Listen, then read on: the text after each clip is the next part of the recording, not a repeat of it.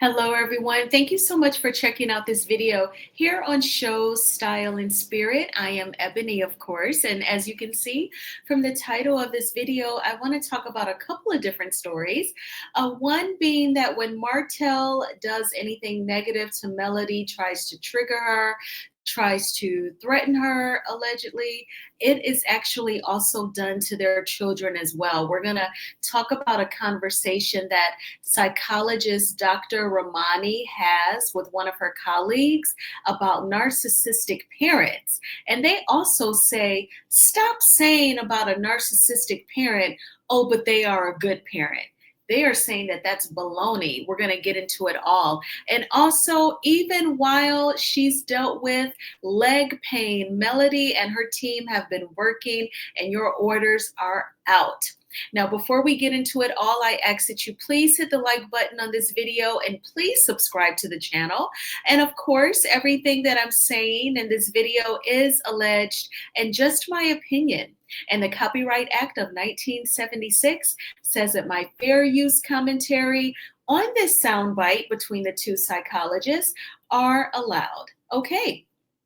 So first, I want to get into all of our orders from Melody Cherie's latest TikTok live.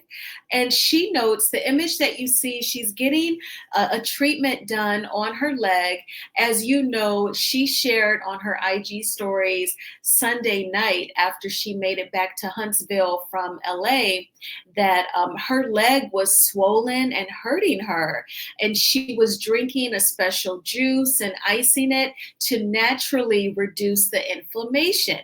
And so earlier today, Melody noted on her IG stories, back today, I can say the pain has gone from a 10 to a 6.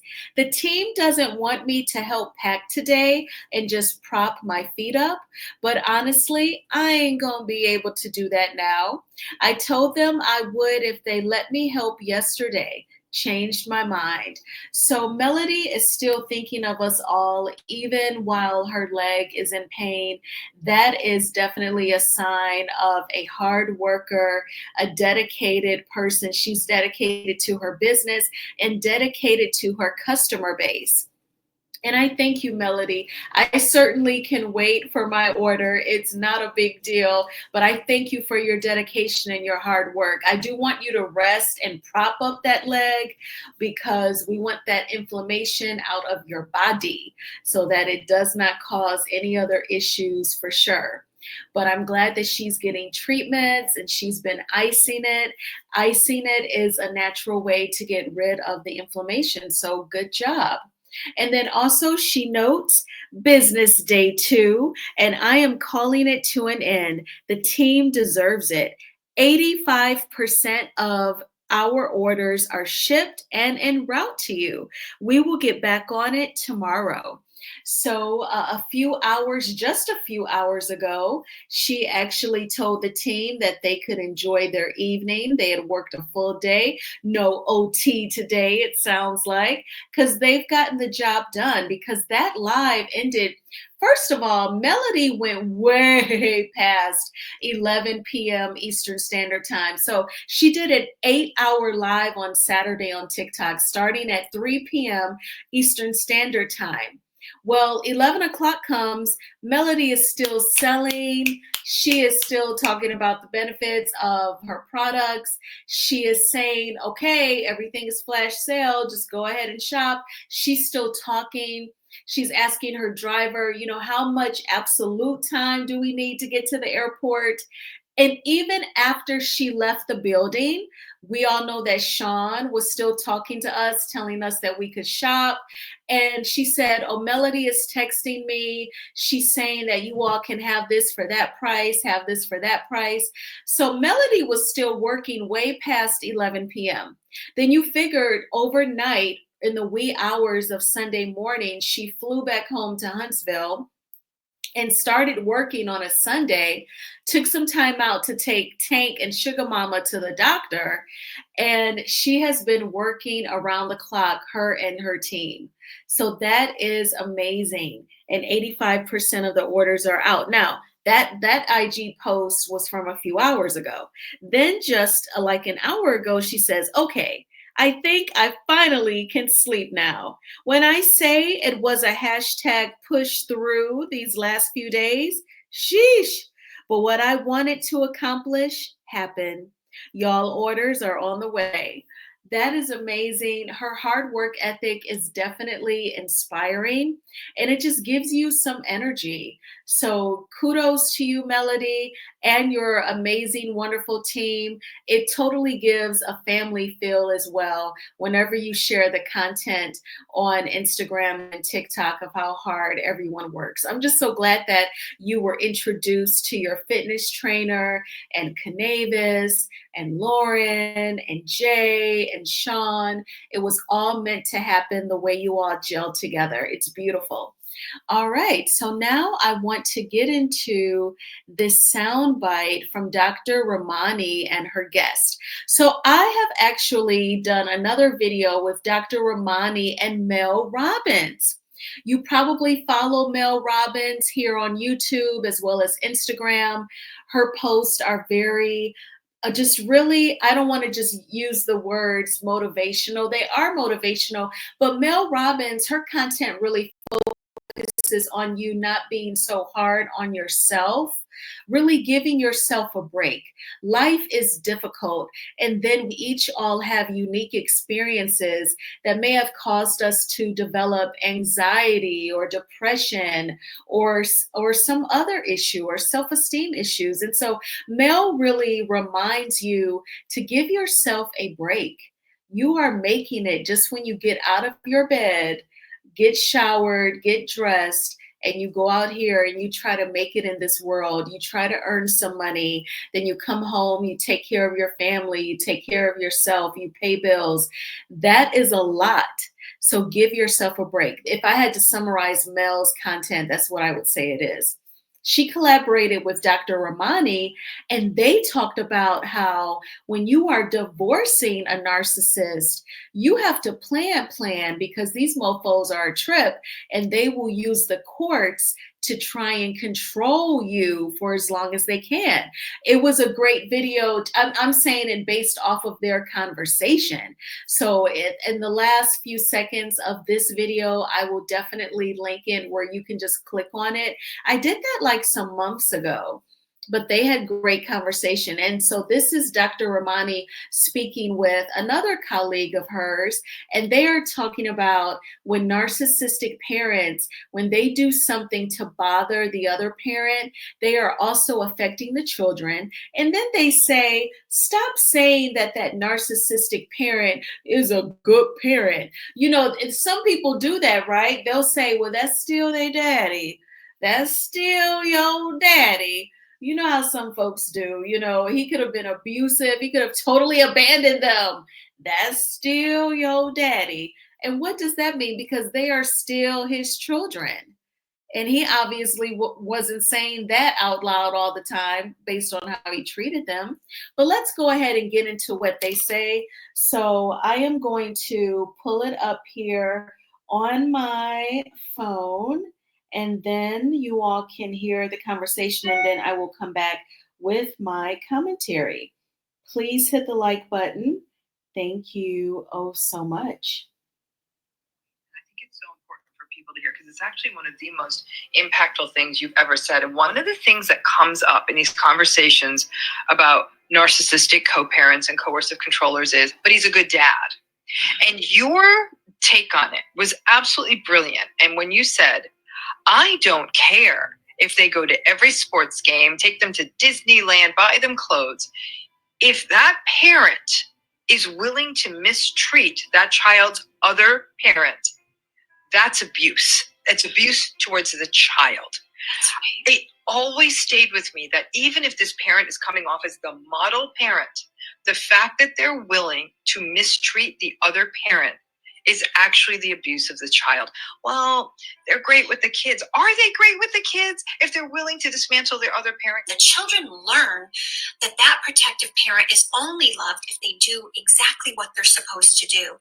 So we're raising children in a family system where they know that if they don't do exactly what they're supposed to do, their love is not, they are not receiving full love. And in that, children grow up devaluing themselves. It's, believing you'll never be loved for who you are. It's reproducing these dynamics in adulthood and not, it's shame. Exactly. It's, I am not lovable unless I morph into what this other person wants. And it's make a point, and I think it's so important for people to hear because it's actually one of the most impactful things you've ever said. And one of the things that comes up in these conversations about narcissistic co-parents and coercive controllers is, but he's a good dad. And your take on it was absolutely brilliant. And when you said, I don't care if they go to every sports game, take them to Disneyland, buy them clothes, if that parent is willing to mistreat that child's other parent, that's abuse. It's abuse towards the child. That's right. It always stayed with me that even if this parent is coming off as the model parent, the fact that they're willing to mistreat the other parent is actually the abuse of the child. Well, they're great with the kids. Are they great with the kids if they're willing to dismantle their other parent? The children learn that that protective parent is only loved if they do exactly what they're supposed to do. So we're raising children in a family system where they know that if they don't do exactly what they're supposed to do, their love is not, they are not receiving full love. And in that, children grow up devaluing themselves. It's, believing you'll never be loved for who you are. It's reproducing these dynamics in adulthood and not, it's shame. Exactly. It's, I am not lovable unless I morph into what this other person wants. And it's make a point, and I think it's so important for people to hear because it's actually one of the most impactful All things right, so I really thought that conversation was great. One of my high school classmates actually posted this on her Facebook page, and I said, "Wow, that is great. I need to share that on my YouTube channel." So, it was like a link to Dr. Ramani's Instagram page, and that's how I was able to watch it. So, the name of the Instagram page is Flying on a Broken Wing. And the page is dedicated to dealing with the narcissist when you're married to one, when you're divorcing one, when you have kids with one. That is the majority of its content. So it's very educational. But I love how the women, and let me just say, these are, female psychologists. They are not even, their tone, it's not like they're a doctor like Dr. Simone who's like yelling, and she really expects the viewers of the show on Married to Medicine to walk into her office and feel like she could calmly converse with them about their health, about their goals of having a baby. I feel like she doesn't realize whatever. But these psychologists, they are doctors as well, doctors of the mind, and they are soft spoken and they seem so approachable. And even as they are telling off a narcissistic parent, getting them told, they are still calm and soft spoken. And they're saying they don't care how many sports games someone attends, because we remember from the court documents that Melody has the lead on the kids' spiritual paths, their education, the academia, their health. And then Martell, he kind of has the lead on decisions regarding sports, any sort of extracurricular physical activities. But that doesn't matter if they are disrespecting the other parent. And that disrespect, it trickles down to the children because they may experience some confusion on, what is love? Because my parents were once in love and they were married. And then now, he threatens her with this and she gets upset. That stress, it trickles down to the kids. I remember I watched like episode 1 of Tia Mowry. She has a reality TV show. I believe it's called My Second Act. And of course, she filmed it like in 2024, so or 2023, maybe even late 2023. And she was saying, I feel like my daughter is so in tune with me. I feel like she can read my energy because she'll say something to me that I needed to hear. And so I bring that up to say that kids, they may be youthful in terms of their age, but they're still human, they're still gifted. They are intuitive as well. And so they can pick up if a parent is angry or stressed out or sad or confused. So that negative energy, and you want to threaten the wife of your children, the mother of your children with revenge P, that negativity totally trickles down to the children. And these psychologists are saying, stop saying, oh, well, they're a good parent, that's still they daddy. And I'm not taking from the fact that he picks up the kids at the school every other week and he attends their sports games. But if he is on some BS, he is on some BS. And every time you say to a woman, well, that's still they daddy and he's still a good daddy, you're subliminally or subconsciously, I should say, teaching the woman, put up with it. Put up with the disrespect, put up with the stalking behavior, put up with the revenge P because he's still a good daddy. He's still they daddy. And you do a lot of trauma, a lot of damage to the woman who already has to go through a lot because she has kids with a nutcase. So I love anything Mel Robbins, Dr. Ramani. They spit facts, and I feel like it's a very safe zone. It's a very judgment-free zone whenever you listen to them. And Mel Robbins also has her book, The Let Them Theory. Just let people think whatever they think about you. Let people say whatever they say about you. They do not know you. They're not God over your life. They cannot stop your bag. They cannot cause your health to decline. They cannot put their hands on you. They cannot bully you. They cannot do anything to you.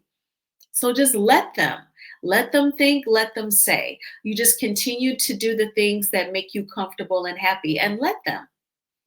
So I love their content and I definitely wanted to share that. But I know that, Melody, her and her kids, they go to therapy, they take vacations, and they are affectionate with each other. So their kids know that, they are loved and they are safe and they are healthy. And so is Melody. And I think that those things are important. And I know most of all that, everything will be all right. And even when you are going through, next thing you know, you are looking back on it. Thank goodness. Well, what did you all think about what Dr. Ramani and her guest had to say? What do you think about the stresses that a parent could try to put the other parent under, it trickling down to the kids?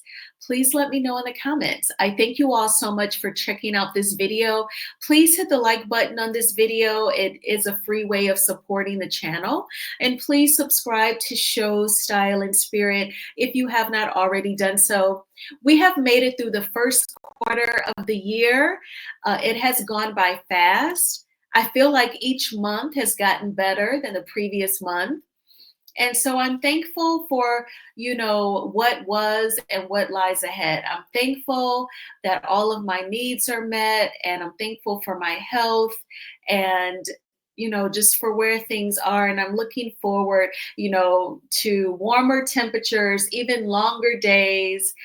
Can't wait to get to the beach for a few hours, a few times this summer. So I'm still being patient, waiting for that. But I am thankful to see spring and to be able to hear the birds outside while I'm working.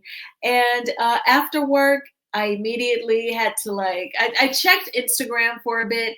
Then I just went to the park, and chilled out because I have to physically remove myself from the house because I work from home.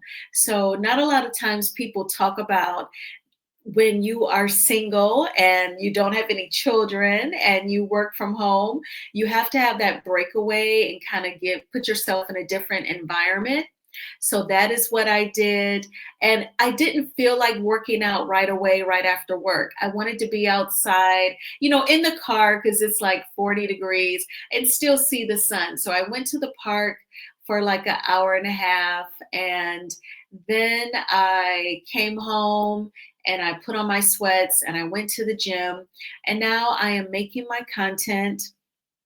And yeah, so it was a cool evening. I just had to, break away from the home space since I'm here all day working.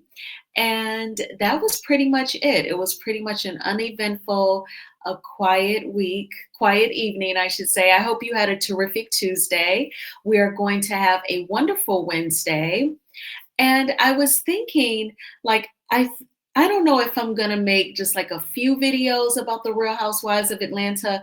I definitely want to talk about Kenya and Britt, but I want to do an additional video just about those two. And then I want to recap the latest episode. And I just really feel like Kenya Moore is going through a lot. And I just hope that, headspace in her head, I hope she's not reanalyzing what happened. I hope she's not taking herself, oh, what could I have done differently? I hope she's not driving herself nuts with that. Definitely she tried to extend kindness to Britt. She hugged her, she complimented her. I think Britt has been a longtime viewer of the show. I think that she has never cared for Kenya. And I think that she's letting that color her world in terms of filming with her.